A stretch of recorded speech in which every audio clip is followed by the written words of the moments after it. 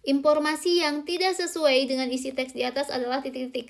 Nah, kalau misalnya kita menemukan soal seperti ini, informasi yang tidak sesuai ataupun yang sesuai, artinya kita itu disuruh untuk memvalidasi mana yang sesuai dengan apa yang ada dalam pernyataan sama dengan apa yang ada dalam teks gitu. Nah, kita baca terlebih dahulu teksnya ya. Indonesia adalah negara yang memiliki potensi ekonomi yang tinggi. Potensi yang mulai diperhatikan dunia internasional. Indonesia ekonomi terbesar di Asia Tenggara memiliki sejumlah karakteristik yang menempatkan negara ini dalam posisi yang bagus untuk mengalami perkembangan ekonomi yang pesat. Selain itu, dalam beberapa tahun terakhir ada dukungan kuat dari pemerintah pusat untuk mengekang ketergantungan Indonesia pada ekspor komoditas atau mentah sekaligus meningkatkan peran industri manufaktur dalam perekonomian. Pembangunan infrastruktur juga merupakan tujuan utama pemerintah dan yang perlu menyebabkan efek multiplier dalam perekonomian.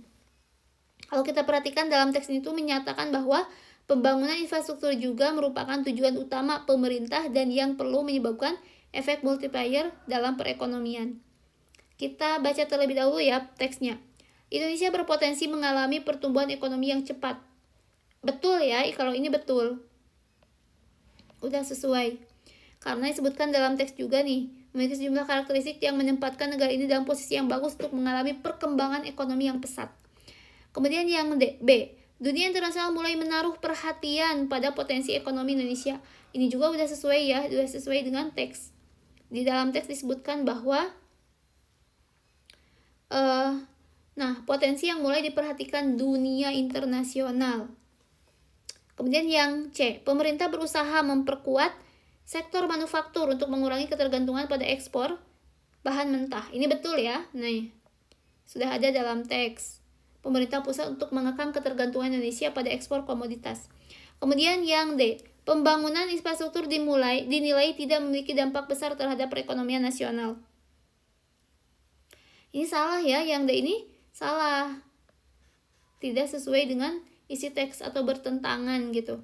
Kenapa? Karena kan dalam teks itu menyebutkan pembangunan infrastruktur juga merupakan tujuan utama pemerintah. Ini ada di kalimat terakhir ya.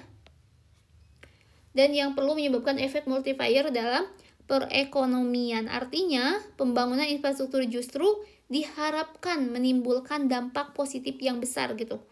Ya, bagi ekonomi, bukan hanya sebaliknya gitu.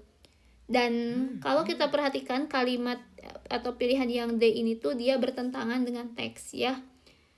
Berarti yang tidak sesuai itu adalah pada pilihan yang D.